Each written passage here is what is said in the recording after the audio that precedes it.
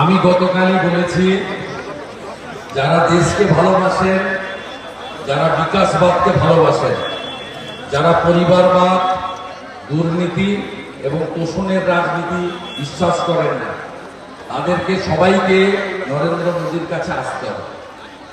কেউ গতকাল এসেছেন, কেউ গত পরশু এসেছেন, কেউ আজ আসছেন, কাউকে আগামীকাল আসতে হবে।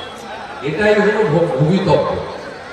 নরেন্দ্র মোদীজি যেভাবে সুশাসন দিয়েছেন এবং প্রকৃতপক্ষে দেশের মানুষকে তিনি যেভাবে উন্নয়ন করেছেন, এটা সমস্ত মানুষ স্বীকার করছে। আজকে তার যদি কাজ দেখেন, তিনি অনেকেই বলছেন মন্দির নিয়ে ইস্যু। আপনারা জানেন এই মন্দির নির্মাণের আগে 14 এবং 19 সালে উন্নয়নের প্রতিশ্রুতির উপরে ভর করে তিনি ক্ষমতায় এসেছিলেন। রাম মন্দির নির্মাণের আগে দেশকে তিনি চিঠি দিয়েছেন, 500 কিলোমিটার নতুন মেট্রো দিয়েছেন, 50টির বেশি নতুন এইমসের মতো হসপিটাল ভারতবর্ষের মানুষকে দিয়েছেন, প্রত্যেকটি জেলায় মেডিকেল কলেজ তিনি স্থাপন করে দিয়েছেন, আইআইটির মতো প্রতিষ্ঠান 30-এর বেশি তৈরি করে দিয়েছেন, 75টার বেশি নতুন বিমানবন্দর তৈরি করে দিয়েছেন। তিনি 82 কোটি লোককে প্রধানমন্ত্রী অন্ন সুরক্ষা যোজনাতে বিনামূল্যে মাথা পিছু 5 কেজি চাল অথবা গম প্রতি মাসে দেওয়ার ব্যবস্থা করেছেন। 2021 সালের মে মাস থেকে এটা 28 সাল পর্যন্ত চলবে, এটা ঘোষণা তিনি করেছেন। তিনি 14 কোটি ইজ্জত ঘর দিয়েছেন, যেটা সবচেয়ে বেশি উপকৃত হয়েছে মহিলারা শৌচালয় নির্মাণের মধ্য দিয়ে। নরেন্দ্র মোদীজি 5 কোটি 1,25,000 টাকা করে প্রধানমন্ত্রী আবাস যোজনা তৈরি করে দিয়েছেন। 13 কোটি প্রধানমন্ত্রী পিএম কিষাণ সম্মান নিধিতে বছরে 6,000 টাকা করে কৃষকদেরকে 3 দফায় 2,000 করে তিনি টাকা দেওয়ার ব্যবস্থা করেছেন থ্রু অ্যাকাউন্ট, মাঝখানে কোনো মধ্যস্বত্বভোগী ছাড়াই। নরেন্দ্র মোদীজি তিনি প্রায় 7 কোটি জনগণকে, যার মধ্যে 12 কোটি পরিবার, আয়ুষ্মান ভারতের কার্ড দিয়েছেন। যদিও পশ্চিমবঙ্গে মমতা ব্যানার্জির সংকীর্ণ রাজনীতির জন্য আমরা বঞ্চিত। ইতিমধ্যে ভারতবর্ষের 5 কোটি জনগণ 5 লক্ষ টাকা পর্যন্ত বিনামূল্যে চিকিৎসার সুযোগ তিনি পাচ্ছেন। শান্তিপূর্ণ উপায়ে এক দেশ, এক প্রধান, এক বিধান, এক নিশান, ডক্টর শ্যামাপ্রসাদ মুখার্জির যে স্লোগান তিনি কার্যকর করে কাশ্মীর থেকে 370-35-এর সরিয়েছেন। তিনি সুপ্রিম কোর্টের নির্দেশ কার্যকর করে শান্তিপূর্ণ উপায়ে রাম মন্দির প্রতিষ্ঠা করেছেন। সেখানে শুধু সন্ত সমাজ নয়, অল ইন্ডিয়া ইমাম ফেডারেশনের চিফ পর্যন্ত সেই রাম মন্দির উদ্ঘাটনে নিজে উপস্থিত ছিলেন। সুপ্রিম কোর্টের নির্দেশ মিলিয়ে অযোধ্যা উন্নয়ন পর্ষদ অন্য সম্প্রদায়ের ধর্ম পালনের জন্য 5 একর জমি পর্যন্ত বরাদ্দ করে দিয়েছেন নরেন্দ্র মোদীজি। তাই নরেন্দ্র মোদীজির সঙ্গে প্রত্যেকটি ভারতবাসী আছে। কোভিডে তিনি যেভাবে মোকাবিলা করেছেন, বিনা পয়সায় ডবল ভ্যাকসিন শুধু নয়, সিনিয়র সিটিজেনদেরকে বুস্টার ডোজ ভ্যাকসিন পর্যন্ত দিয়ে আমাদের জীবন রক্ষা করেছেন। তাই সবাই নরেন্দ্র মোদীজির কাছে আসতে বাধ্য। আগলি বার 400 পার।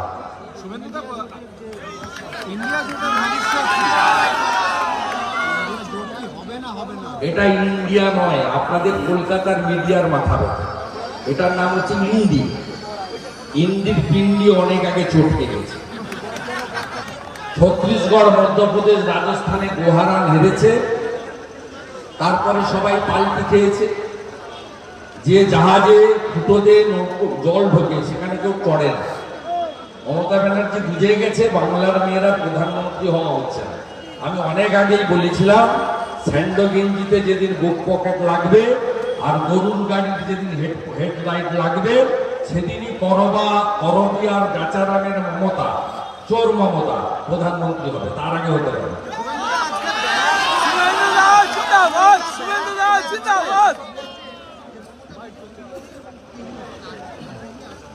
আমি এসবের মধ্যে যাব না। আপনাদের এই অভ্যাসগুলো খারাপ। আপনাদের এই নির্দিষ্ট চ্যানেল আমার করছি না। আপনারা ভীষণ ব্যস্ত গত কয়েকদিন ধরে কংগ্রেস এবং তৃণমূল। কংগ্রেস একটা অপ্রাসঙ্গিক পার্টি। কি চাচা কংগ্রেস আছে?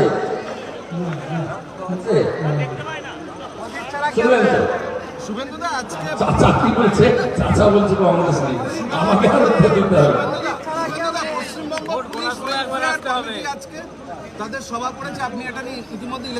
আমার ভিতরে মন্ত্রীরা যায়নি।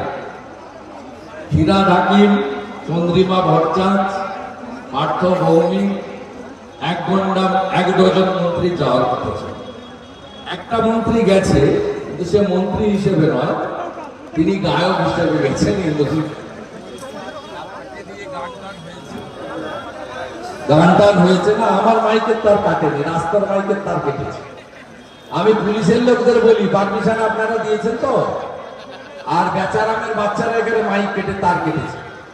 লিখে রাখলাম বিজেপি সরকার হবে, সেই দিন ওই লোকগুলোকে দিয়ে মাইকের তার জোড়াবো। আমি আজকে ডেট, সাল আর টাইম লিখে নিয়ে গেলাম, বেশি দিন লাগবে না, কয়েক মাস লাগবে। ওদেরকে দিয়ে তার জোড়াবো। এখানকার যিনি ওসি বা আইসি আছেন না, তিনি যেখানে চাকরি করবেন পশ্চিমবাংলা, তাকে ডাকাবো, দিয়ে ওদেরকে দিয়ে তার জোড়াবো বলে দিয়ে গেলাম। আমি ভাই অনেক আগে শুনেছি 10,000 লোক ছিল, আমি উত্তেজিত করতে চাইনি, ওই জন্য বলিনি। আমি যখন বলছিলাম তখনই তার কেটে দিয়েছি। এই সবার বাইরে কেউ শুনতে পায় না, পুরো তার কাটা ছিল। আমি আপনাদের উত্তেজিত করতে আসি না, আমি সেই জন্য সবার সময় বলি we are law abiding people, আমরা হালি নেতা নয়। আমি শেষ করতে দেন। আজকে লাটবাগানে পিসিমণি আবার বুড়া আঙুল দেখিয়েছেন village police, civic volunteer, home guard, lady constable, police কর্মচারীদের।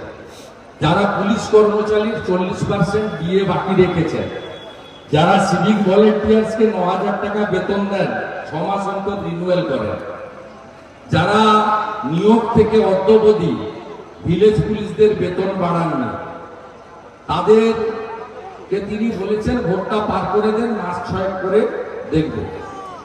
এবং আজকে যারা গেছিলেন ওয়েলফেয়ার নামক তৃণমূলের শাখা সংগঠনের মিটিংয়ে, তাদের প্রাপ্তি হচ্ছে খিচুড়ি, বাঁধাকপির ঘন্ট আর ডিম সিদ্ধ। ডিমগুলো পচা ছিল কিনা আমি জানি না, শান্তনু সিনহা বিশ্বাস কোথেকে তোলাতুলি করেছে আমি জানি না। আজকের এই সম্মেলনের মোট প্রাপ্তি হচ্ছে খিচুড়ি, বাঁধাকপির লটপটি ঘন্ট আর একটা করে সাদা ডিম। এইটা নিয়ে তারা বাড়িয়েছে।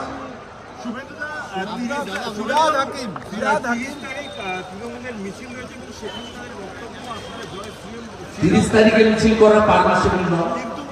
2 তারিখে যদি পরীক্ষা হয়, 72 ঘন্টা আগে, মানে 30 তারিখ সকাল 9:45-এর পরে যদি কেউ মিছিল করেন, সেটা হাইকোর্টের অর্ডারকে ডিফাই করে, অমান্য করে করা হয়।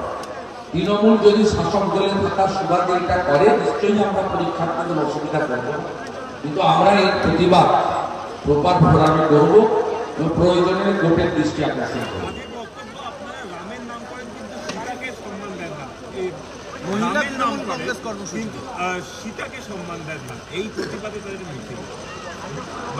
এইসব ভাববাজি কেউ খাবে না। পশ্চিমবঙ্গের সীতাদের খোঁজ নিতে বলুন না। হাঁসখালির সীতা কি অপরাধ করেছে?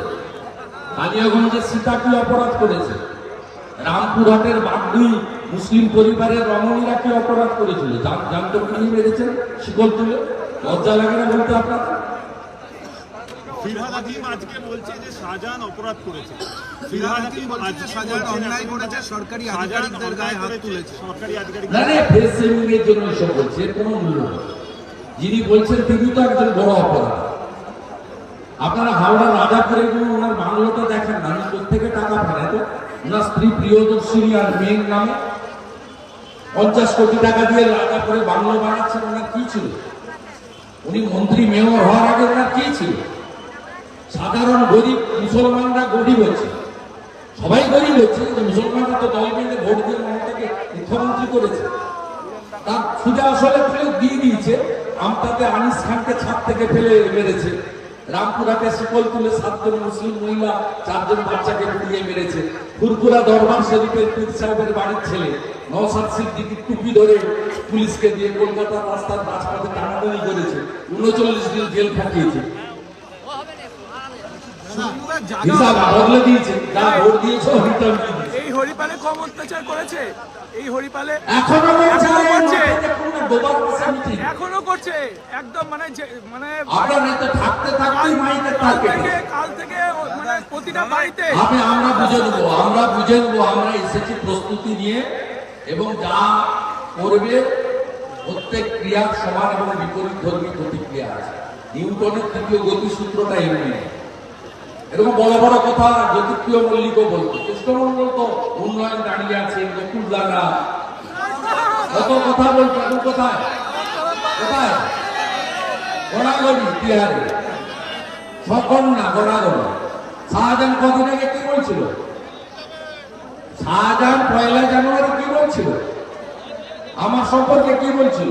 পিঠের ছাড় তুলে দে, আর তোর বুকের উপর আমি হেঁটে এসেছি।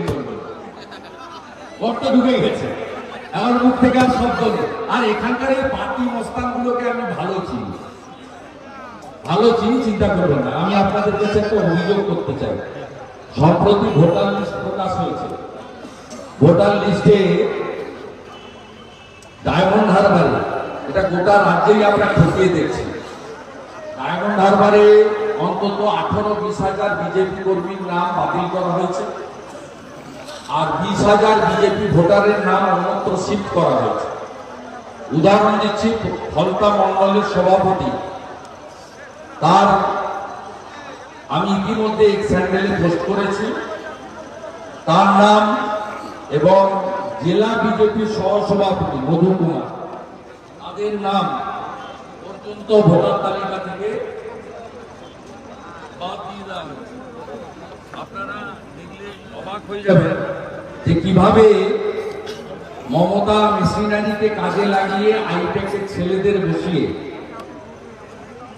কিভাবে বিজেপির মন্ডল সভাপতি এইরকম 18 থেকে 20,000 বিজেপি ভোটারের নাম, যারা কার্যকর্তা পোলিং এজেন্ট বসবেন, বুথ করবেন, তাদের নাম বাতিল করা হয়েছে। বিজেপির জেলা সভাপতিকে নন ভোটার করে দেওয়া হয়েছে। এর আগে এরা ভোট দিতে দেয়নি, এখন তো ভোটাধিকার পাচ্ছে, এরপরে তো নাগরিকত্ব কেড়ে নেবে। পশ্চিমবঙ্গে থাকাই মুশকিল হয়ে যাবে বিরোধী দলের লোকেদের। এবং এক একজনকে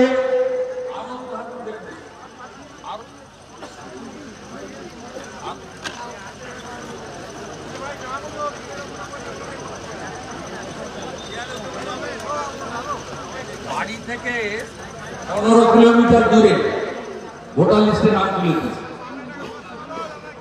অসংখ্য মহেশতলায় করেছে, সাতগেছিয়ায় করেছে, ব্যাপকভাবে করেছে। ইতিমধ্যে 18-20 হাজার নাম নথিভুক্ত করে নিয়েছে। আমরা এটা ছাড়বো না। ইটস এ ভাইপো মডেল। কি করবো সেটা ইলেকশন ভোট দিতে দেবে না, আপনারা আমি কেটে দিতে পারেন। আমার বাড়ির আপনার নাকি মামার বাড়ি নাকি? ভাইপো এমপি বলে ওখানে আবার হয়তো ভোটে হারবেন বলে এত বার্ধক্য ভাতা, সুদ, ঘুষ সব দেওয়ার পরেও তারপরে উনি এসব করবেন, মেনে নিতে হবে না। এসব জিনিস হবে না। একটু সিপিএম কংগ্রেস ছিল করতেন, সেটিং অপোজিশন ছিল, বিজেপি সেটিং অপোজিশন না, ছাড়বো না। ফলতার বিডিওকে বলে রাখলাম, পরিষ্কার করে রাখুন ঘরের দরজা। বিরোধী দলের নেতা এই দুজনকে নিয়ে আপনার কাছে যাচ্ছে যে কোনো মুহূর্তে। কি করে করতে হয় আমি জানি। ভাইপোকে ওখানে হারাবো, ওখানে ভাইপোকে হারাবো, বিজেপি জিতবে এবং ভাইপো খাড় হবে। লিখে রাখবো।